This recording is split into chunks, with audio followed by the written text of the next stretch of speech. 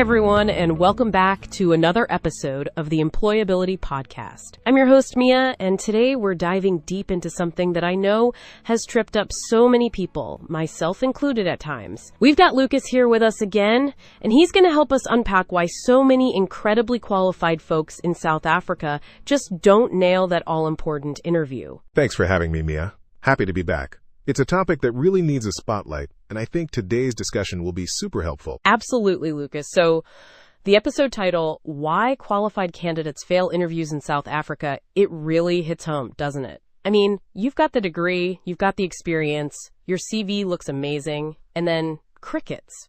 Or worse, a polite rejection. It feels so unfair sometimes. It really does, and the core of it, the thing we need to get across right away, is that having the qualifications is only one piece of a much bigger puzzle. You see, employers aren't just looking for someone who do the job based on paper. They're looking for someone who can convince them they can do the job, right there in that 10 to 15 minute window. So qualification is definitely not the same as interview competence. That's a really key distinction. It's like having all the ingredients for a gourmet meal, but not knowing how to present it beautifully on the plate. The taste might be there, but the visual appeal, the story behind it, that's missing. Exactly. And that's where a lot of candidates in South Africa, I've noticed, stumble. They've put in the hours studying, they've earned those certificates, maybe even got some solid experience under their belt. But then they walk into an interview, and it's like they're trying to build a house without a blueprint. They know the bricks, but they don't know how to assemble them into a coherent structure for the interviewer. Right. It's that verbal delivery you mentioned. It's not just about reciting facts from your CV, is it? It's about weaving a narrative that showcases your value. So let's dive right into this first big point. Qualification is not interview competence. What does that actually look like in practice for someone sitting across from a hiring manager?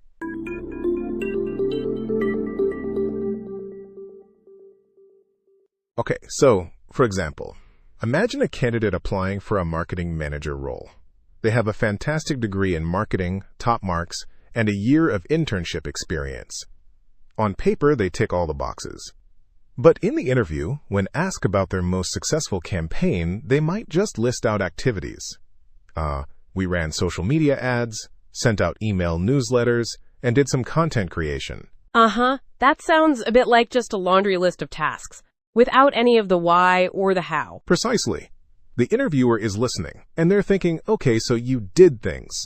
But what was the asterisks impact of those things? Did you understand the Tummer strategy behind it? Did you measure the results? The qualified candidate might have all that knowledge in their head, but they haven't translated it into a compelling verbal response. They haven't demonstrated confidence in their abilities, clarity in their thinking, or a professional way of presenting their achievements. Wow, that makes sense. It's like they're speaking a different language. They're fluent in academic terms and technical jargon, but the employer needs them to speak the language of results and impact. So what are the key elements that an interview really tests, beyond just the technical skills? Well, it's a whole package, really. We're talking about communication skills, naturally. How do you articulate your thoughts? Are you clear and concise, or do you ramble? Then there's confidence. This isn't about being loud or boastful, but about projecting belief in your own capabilities. Clarity in your answers is crucial. Can you get to the point without unnecessary jargon? Professionalism is huge.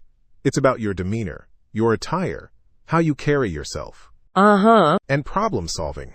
Even if the question isn't directly about a problem, how you approach a question, how you think through it, that reveals your problem-solving ability. Lastly, and this is often overlooked, is cultural fit.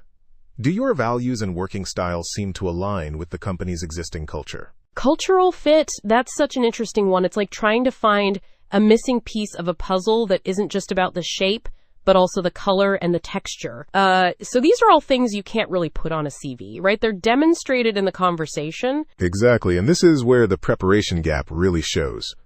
Most candidates, they spend hours perfecting their CV, tailoring it for each application. They make sure the keywords are right, the formatting is sleek, but then they might spend literally no time practicing how they're going to asterisk talk about that CV in an interview. It's a significant oversight, and it directly ties into why someone qualified might not get the job. That's a really concrete example, Lucas. So it's not just about having the qualifications. It's about being able to present them effectively and demonstrate those softer skills that just don't fit neatly into bullet points. It's about showing you can be the best person for the job, not just that you are the most qualified on paper. It's a tough realization for many, I'm sure. It can be, but it's also empowering, because it means that even if you feel your qualifications are strong, there are actionable steps you can take to improve your interview performance. It's about shifting focus from just times having the qualifications to asterisks demonstrating your competence through effective communication and presentation. That's a great point to anchor this first topic. So essentially, having a degree or a certificate is just the entry ticket. The real game is played in how you communicate your worth and capabilities during the interview itself. Let's bookmark that and continue after a short break.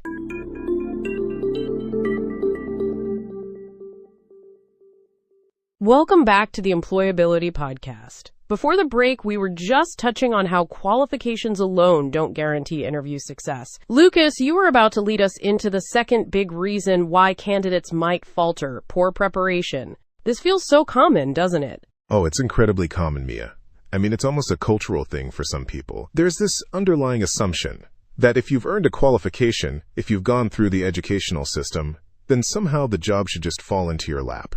They think, I'm qualified, I deserve this, without realizing the employer has a different set of questions they're trying to answer. Right. It's a passive expectation rather than an active pursuit. So what are those employer questions? What are they really trying to figure out about a candidate beyond just the technical requirements? They're asking, can this person represent our brand effectively? When they interact with clients, will they be professional and articulate? Will they fit into our team dynamics? Will they be a reliable contributor or a potential problem? These are questions that a CV can hint at, but the interview is where they seek concrete answers. So when you say poor preparation, what does that actually entail for a candidate? Is it just not looking at the company website the night before? It's much more than that, unfortunately. For many, preparation is minimal. It might be a quick skim of the company's LinkedIn page or a rushed glance at the job description. Some, and this is the really sad part, do absolutely no preparation at all. They walk in, hoping their qualification will speak for itself. They haven't considered the employer's perspective at all. That's wild. It's like going into a final exam without studying, just hoping you remember everything from class.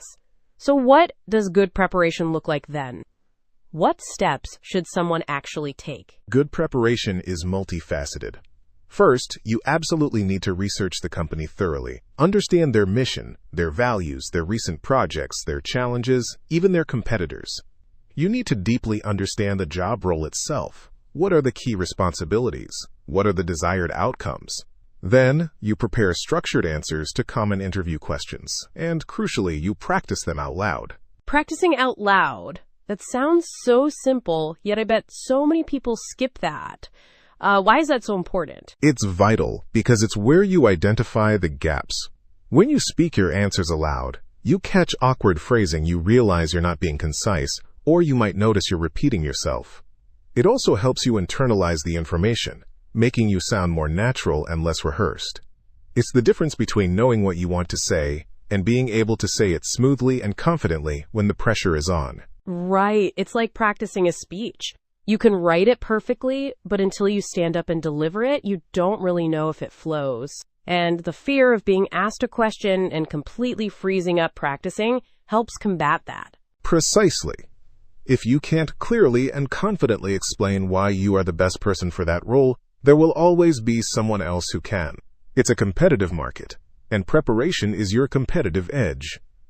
It allows you to move beyond just stating your qualifications to actively demonstrating your suitability and your potential value to the organization. That's such a powerful reminder. It's not just about proving you need to time the job, but proving you can time deliver value. It's a fundamental mindset shift. So to tie this back to the South African context, is this lack of preparation a specific issue, or is it more of a global phenomenon amplified here? I think it's a bit of both. The pressure and competitiveness of the job market are global. However, in South Africa, there's a significant gap between the formal education system and the practical demands of the workplace. Many educational institutions focus heavily on theoretical knowledge, and while that's important, They often don't equip students with the practical interview skills and professional presentation techniques needed to succeed in securing employment. So it's not entirely the candidate's fault, but rather a systemic issue where preparation isn't adequately taught or emphasized. That makes a lot of sense why so many qualified people fall through the cracks. It's a misstep in the process. Exactly, and that's precisely why organizations like WorkReady SA exist to bridge that gap. To ensure that candidates understand the importance of preparation beyond just the CV, and to give them the tools and strategies to present themselves effectively. It's about preparing them for the real-time interview, not just the academic assessment. That leads us perfectly into our next point then. It's about what happens when they too start preparing, but the execution isn't quite right, particularly around communication. So regarding poor preparation, what we've discussed boils down to is that it's often driven by an assumption that qualifications alone suffice, coupled with a lack of practical, verbal practice, leading to an inability to confidently articulate value to an employer. Let's pause and reflect on that before we move on.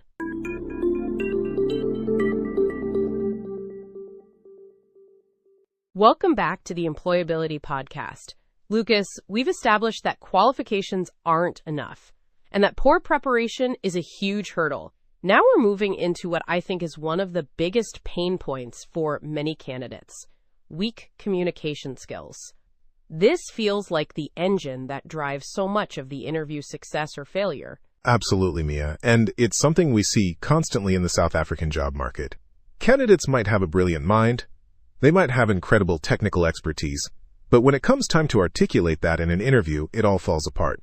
They struggle to structure their thoughts, they tend to go on tangents, and they might not even realize they're using slang or a tone that's not quite professional.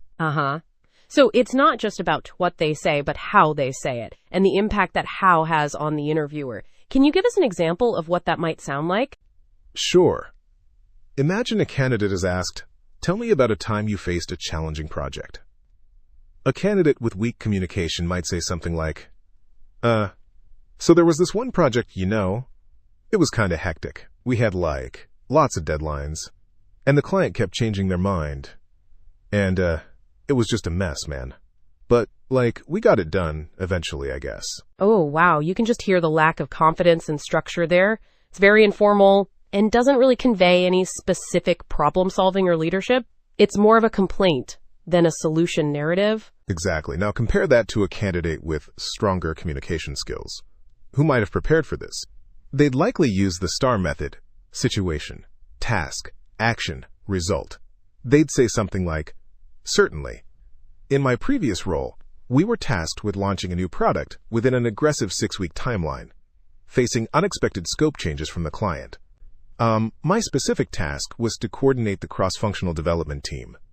I implemented daily stand-up meetings to ensure clear communication, proactively identified potential roadblocks, and negotiated a revised deliverable schedule with the client that managed expectations. As a result, we successfully launched the product on time and within budget, exceeding the client's initial expectations for user adoption." Wow, that's a night and day difference. The second one is so clear, concise, and it highlights their actions and the positive outcome. It tells a story of competence. So for the weaker communicator, what's the fundamental misunderstanding about the interview itself? The fundamental misunderstanding is treating the interview like a casual chat with a friend, rather than a professional evaluation. In a casual conversation, slang, vagueness, and informal language are often acceptable. But an interview is a formal setting. It's a professional arena. The interviewer is assessing your ability to represent the company professionally, to interact with colleagues and clients, and to communicate complex ideas clearly. If your communication is sloppy, it sends a signal that your work might also be sloppy. That's a really stark but important way to put it. It's about projecting professionalism and competence. So what are the key things candidates struggle with in terms of structuring answers and staying concise? Structuring answers is tough because it requires foresight. Candidates often just react to the question. They don't take a moment to think, okay, how can I frame this best? They might jump straight into the details without setting the context. Staying concise is about avoiding unnecessary jargon, rambling, or repeating points. It's about getting to the core message efficiently. Many candidates fear they haven't said enough, so they keep talking, diluting their message. Uh-huh. And the slang and professional tone part? That's something that might not even register with some people who use it daily? Like, saying hectic or man might just feel natural in conversation? Exactly. They might not realize that in a professional context, it can come across as immature or unprofessional. It's not about being overly formal or stilted, but about being aware of the audience and the environment. The goal is to communicate respect for the interviewer and the process, and to convey that you are a serious, capable candidate. It's like wearing the right attire for the occasion. You wouldn't wear beach shorts to a formal wedding. So, if communication is often the deciding factor, how can candidates actively work on improving this? Beyond just practicing answers, what else can they do? They can actively listen to how successful professionals communicate, watch interviews of industry leaders, listen to business podcasts, even observe how senior colleagues present themselves. They can also seek feedback. Ask trusted mentors or friends to critique their practice responses. Recording themselves and watching it back can be incredibly revealing, though often painful at first. Oh, recording yourself. That's a brilliant but slightly terrifying idea. I can imagine you'd cringe at first, but then you'd see exactly where you can improve. So this weak communication is really a major gap in the South African job market then. It's not just a minor detail. It is a major gap, and it's a barrier that many highly intelligent and skilled individuals face. They have the technical chops, but they lack the polished delivery that makes an interviewer feel confident in their hiring decision. It's a critical skill that bridges the gap between possessing knowledge and effectively applying and communicating it in a professional setting. Wow. It really highlights how the interview is a performance, in a way. And we need to learn the script, rehearse our lines, and deliver them with conviction.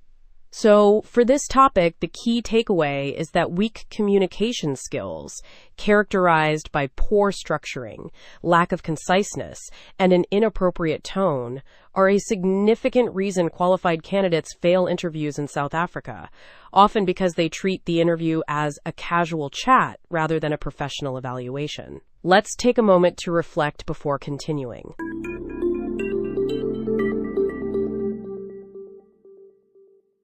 Welcome back to the Employability Podcast. We've talked about qualifications not being enough and the critical role of preparation and communication. Now, Lucas, we're moving into a concept that's a bit nuanced.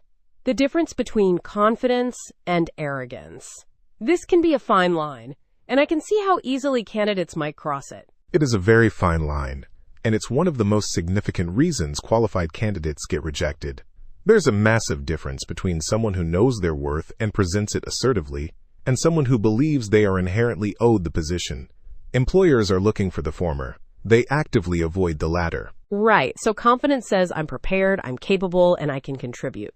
But arrogance or entitlement says I deserve this because of my qualifications, whether I demonstrate it well or not. Exactly. Confidence stems from genuine self-awareness and preparation. It's about acknowledging your strengths and being able to articulate them without exaggeration. It's about being open to discussion and even constructive criticism.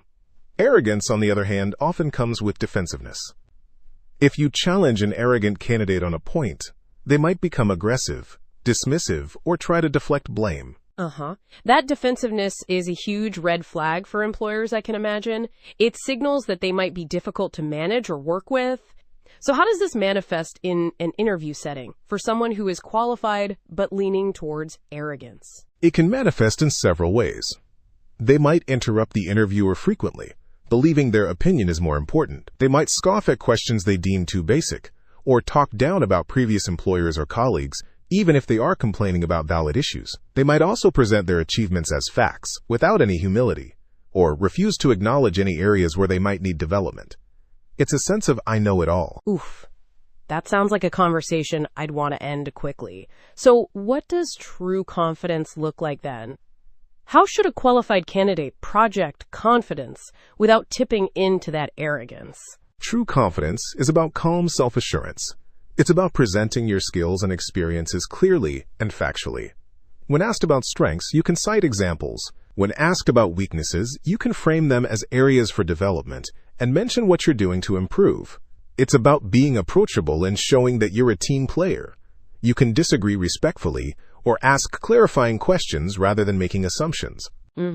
So it's about demonstrating your capabilities with evidence and a willingness to learn, rather than asserting your superiority. It's about demonstrating value, not demanding recognition. Precisely. And this ties back to the previous point about preparation. When you are well prepared, you are naturally more confident. You know your facts, you know your stories, and you've practiced how to deliver them. This reduces the need to overcompensate or become defensive, which is often where arrogance creeps in. That makes perfect sense. Preparation is the foundation for genuine confidence. So, in the South African context, is there anything specific that might lead qualified candidates to display arrogance or entitlement instead of confidence? I think it can sometimes stem from a frustration with the system. When highly qualified individuals repeatedly face rejection despite their credentials, they might develop a sense of, if they can't see my value, they're the problem. This can foster a bit of a chip on the shoulder, which can be misinterpreted as arrogance. They might feel like they have to assert their worth more forcefully because they feel undervalued by the market. Oh, I can totally see that. It's a defense mechanism born out of repeated disappointment. It's a shame because their actual qualifications might be exactly what the employer needs, but that defensive posture shuts the door. So employers hire confidence because it signals coachability and a positive attitude, whereas arrogance signals a potentially difficult employee who might be resistant to feedback or direction. Exactly. They're hiring for potential contribution and team integration. Someone who is confident yet humble is more likely to collaborate, learn, and grow within the company. Someone who is arrogant might be a brilliant individual contributor, but they can poison the team dynamic, which is a huge risk for any employer. It really boils down to hiring a good team member, not just a task doer. So for this segment, the key takeaway is the critical distinction between confidence, which employers seek and is built on preparation and self-awareness, and arrogance or entitlement, which employers avoid due to the defensiveness and potential for negative team impact it signals. This is a subtle but crucial aspect of interview success. Let's take a moment to reflect on this before we move to our final point.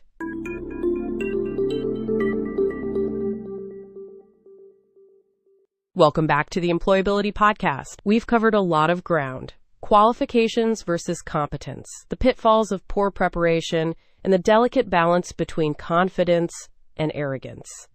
Lucas, we're now moving into our final core topic, not understanding employer expectations. This feels like the culmination of everything we've discussed. It absolutely is, Mia. This is where many qualified candidates miss the mark entirely. They focus so much on their own needs, salary, benefits, career progression, that they fail to see the interview from the employer's perspective. They don't understand what the employer is actually trying to achieve and how they can be the solution. Right. It's like showing up to a construction site with a beautiful painting, but the site manager needs a blueprint. The painting is valuable, but it's not what's needed there then. So what do employers value most beyond the qualifications on a CV? Employers are primarily looking for how you can solve their problems and add value. So they value reliability. Can they count on you to show up and do your job consistently? Accountability. Will you own your tasks and responsibilities? Teamwork. Can you collaborate effectively with others to achieve common goals?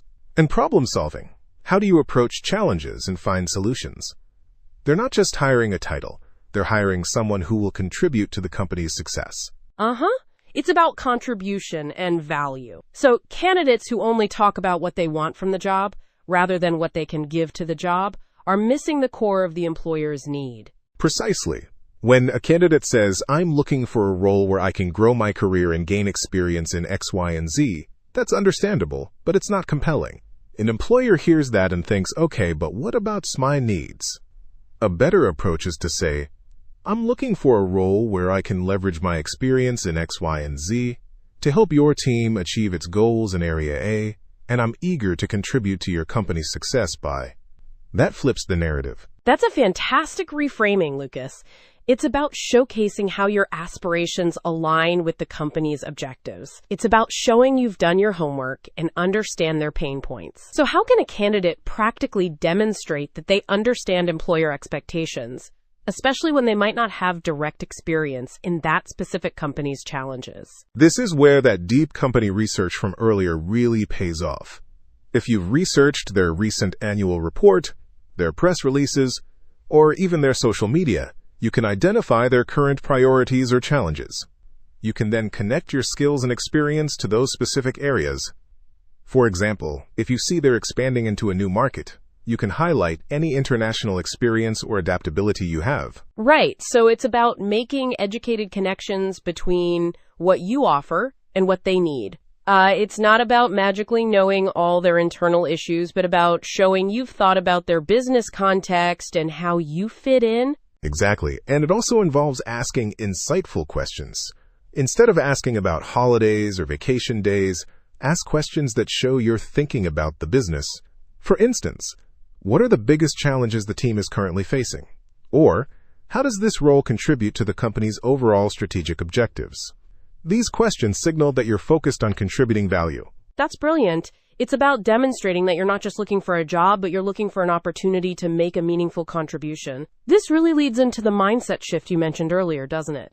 That an interview is about proving you're ready to deliver value, not that you need a job. It's the fundamental truth, and it's the core message of WorkReady SA. The national gap between education and employment is often a gap in understanding this mindset. We are trained to be students, to acquire knowledge. But to be employed, we need to shift to being contributors, problem solvers, and value generators. It requires preparing differently, practicing differently, and most importantly, thinking differently. That's a powerful conclusion to this topic. It's a reminder that the employer's needs should always be at the forefront of your mind during the interview process. For this final topic, the key takeaway is that employers prioritize candidates who demonstrate how they can solve problems and deliver value, rather than focusing solely on personal benefits. Understanding and aligning with these employer expectations through research and insightful questions is crucial for qualified candidates to succeed in South Africa's job market. That sums it up well, Mia. It's about shifting from a passive I need a job mentality to an active I can solve your problems approach. Absolutely. So, reflecting on everything we've discussed today, why qualifications alone aren't enough, the necessity of thorough preparation, the power of clear communication, the subtle dance between confidence and arrogance, and finally, understanding the employer's perspective. It's clear that navigating the South African interview landscape requires more than just academic prowess. It demands a strategic approach to self-presentation and a deep understanding of what employers are truly looking for. Exactly. It's about equipping candidates with the tools to not just get an interview, but to ace it, by showcasing their true capabilities in a way that resonates with potential employers. It's a holistic approach to employability. It's been incredibly insightful, Lucas. Thank you for breaking down these complex issues into such relatable and actionable advice. For all our listeners who've perhaps felt that sting of a failed interview despite being qualified, I hope today's episode has offered some clarity and, more importantly, some hope and direction. My pleasure, Mia. The goal is always to empower job seekers. And remember, failing an interview doesn't mean you're incapable. It often means you just haven't learned the right interview strategies yet. That wraps today's episode of the Employability Podcast. A huge thank you to Lucas for sharing his expertise. If you found this discussion helpful, be sure to subscribe so you don't miss our next episode, where we'll be diving into common interview questions and how to answer them professionally. Until then, prepare intentionally, communicate clearly, and commit to becoming truly work-ready. This is Mia, and this is WorkReady SA, the Employability Podcast.